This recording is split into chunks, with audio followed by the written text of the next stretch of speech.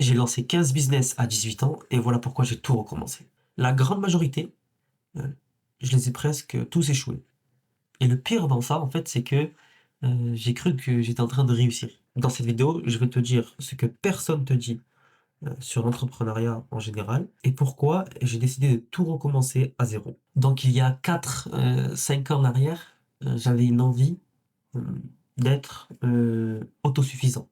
Dans le sens où je voulais me payer tout ce que je rêverais d'avoir.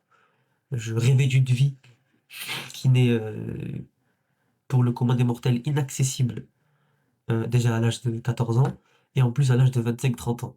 Je voulais être libre, je voulais voyager, je voulais aller à Dubaï parce que c'était ce que tout le monde montrait. C'était un peu, voilà, cette époque-là, l'essor de Dubaï et de tout ce lifestyle, de tout ce qu'on voyait. Bref, sur les réseaux, j'étais vraiment très influencé par ça. Et donc s'ensuit mon envie de lancer mon propre projet. Et forcément, au début, tout paraît très simple. Moi, avant, lorsque j'avais commencé le trading, donc bien après mes tout premiers business par rapport à l'e-sport, etc., j'avais rencontré une personne qui s'appelait Crypto Drazy. Cette personne-là, elle m'avait fourni un graphique euh, d'un philosophe allemand, je me rappellerai toute ma vie. Et en fait, ça te montrait la courbe entre le temps et en fait la motivation que tu as. Au début, tu es très motivé. Et en fait, au fil du temps, la courbe, ça fait comme une sorte de U. Et au fil du temps, tu te rends compte que c'est beaucoup plus dur que ce que tu pensais. Et que ça va être très compliqué de réaliser tes objectifs et de rêver, et de réaliser les rêves que tu avais. Donc la courbe commence comme ça. Et souvent, les personnes abandonnent au bout du U qui est en bas. Et après, le U commence à monter. Et c'est à ce moment-là qu'on voit les résultats, etc. J'ai bien aimé ce graphique-là. Il m'a énormément aidé. Et c'est d'ailleurs pour ça que j'ai pu réussir dans ce domaine-là du trading, de la finance, le forex, la crypto aussi. Et que j'ai eu mes premiers résultats. Attention, j'ai eu mes premiers résultats. J'ai pas réellement réussi à faire 10K, 20K, 30K, 50K par mois. C'est faux. Et en fait, s'ensuit que moi, j'aimais bien le trading, mais je me suis dit, il fallait qu'à côté, j'ai quelque chose qui tourne. Donc à ce moment-là, il y avait l'essor aussi de l'IA. Pas l'agent IA, juste l'IA, ChatGPT qui sort. 2022-2023, je commence à l'utiliser. ChatGPT 3.0 en plus, je crois, de mémoire, ou 3.0 ou 2.0, je sais plus. Honnêtement, c'était à peu près vers ces eaux-là. Et j'ai décidé de faire une AIAA. Agency, en gros, automatisation d'IA. Ok, agence d'automatisation IA. Cette agence-là, elle avait pour but de mettre en place, bête et méchant, des chatbots. J'ai jamais réussi à vendre. Je vais vous expliquer pourquoi. Moi, j'ai été intelligent, je me suis dit, pour que ça tourne en automatique, il ne faut pas que je set, prospecte et close moi-même. Donc, qu'est-ce que j'ai fait? J'ai fait une équipe de setters et j'ai voulu faire une équipe de closers. Le souci, c'est que parmi tous les closers que j'ai contactés, la majorité m'ont dit, mec, tu as 15 ans, je n'ai pas envie de travailler avec toi, ce n'est pas sérieux, ce n'est pas professionnel. Donc, j'ai juste abandonné. J'ai abandonné comme quoi il faut jamais écouter les gens. Pourquoi? Parce que par la suite, quelques mois après, j'ai rencontré une personne qui avait lancé son agence AIAA et en 6 mois, elle a fait 85 000 euros de chiffre d'affaires. Donc je me dis en fait que moi, avec ma vision, j'aurais pu faire peut-être moins, c'est vrai, mais arriver à un gros niveau comme ça. C'est pas grave. J'ai malheureusement écouté ces closers-là qui m'ont dit d'abandonner et j'ai complètement arrêté mon agence d'AIAA. Par la même occasion, un peu avant, j'avais aussi essayé SMMA et ça a été à peu près le même résultat. Les closers m'ont dit que j'étais jeune, que je n'allais pas réussir et je me suis juste fait influencer bêtement par ces personnes-là en fait. Le souci, c'est que lorsque on fait plein de projets, forcément, il y a des réussites. Il y a des moments où on a des quick wins, j'appelle ça comme ça, des, des- des phases gagnantes très rapides. Ok. Ces phases-là, ma plus grosse phase que je raconterai toute ma vie, c'était le moment où j'ai fait 1900 euros en 2 minutes.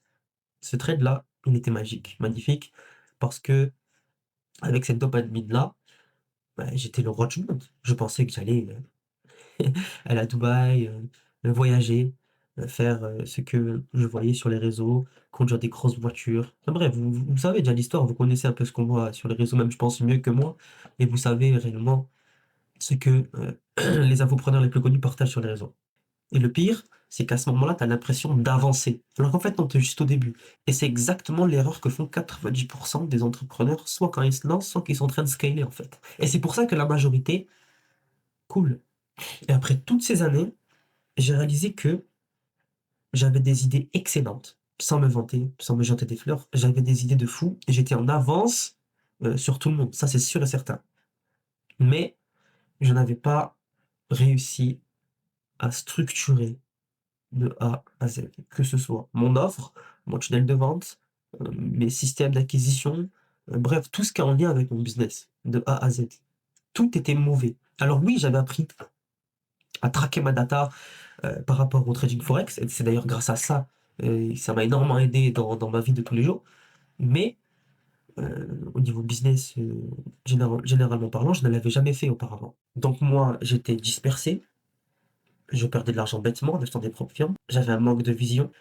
J'optimisais pas mon temps, j'optimisais pas ce que je faisais, mes actions, et j'étais pas réellement honnête avec moi-même. Et ça, personne ne te le dit réellement en fait. J'ai compris un truc finalement après tout ça, c'est que tu peux lancer autant de business que tu veux, mais lancer ne veut pas réellement dire construire. Tu peux lancer autant de business que tu veux, mais si tu ne le structures pas, tu vas jamais réussir.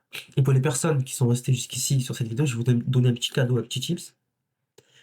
Je vais vous donner 3 leçons simples à apprendre par cœur et vous allez voir euh, réellement la différence entre réussir et échouer. La première, je l'ai dit juste avant, lancer, c'est différent de construire. Lancer une idée, tu peux. C'est très facile. Tu as une idée, tu fais un compte Insta, photo de profil, nom, bio, contenu. Ça va très très vite. En quelques jours, tu peux lancer l'idée. Mais la construire réellement, ça se fait pas comme ça. Il faut le savoir faire. Il faut pouvoir réellement comprendre qu'est-ce qu'on vend. Il faut réellement voir la manière dont on va le vendre, à qui on va le vendre. Il y a beaucoup de choses à savoir. Et si tu construis mal, tu ne vas jamais réussir. Ou du moins, tu auras quelques résultats, mais pas assez pour réellement en vivre et réellement être fier de toi par rapport à ton projet, parce que toi, tu imaginais beaucoup plus grand que ça. Maintenant, la deuxième leçon, c'est faire de l'argent, c'est différent d'être rentable. Ça, je l'ai appris en trading. Tu peux réaliser un trade de 25% en un trade et après tout perdre. En fait, ça, c'est l'histoire même du business en ligne. C'est pas valable que dans le trading. C'est valable dans tous les business en général. Donc, l'objectif, c'est d'être rentable sur ton activité. Le temps que je dédie de me rapporter beaucoup plus que ce que je faisais avant. Un autre truc, travailler, c'est différent d'avancer. Une personne qui travaille 2 heures peut être beaucoup plus efficace qu'une personne qui travaille 15 heures par jour. Ça, libre à vous d'y croire ou pas, mais c'est ce que j'ai réellement vécu. Et le moment où vous aurez compris ces 3 leçons-là, que vous aurez réussi à distinguer à chaque fois, là, vous pouvez vraiment commencer. Et important, ce n'est que le début de votre histoire. Aujourd'hui, moi, de mon côté, j'ai tout recommencé, j'ai tout restructuré.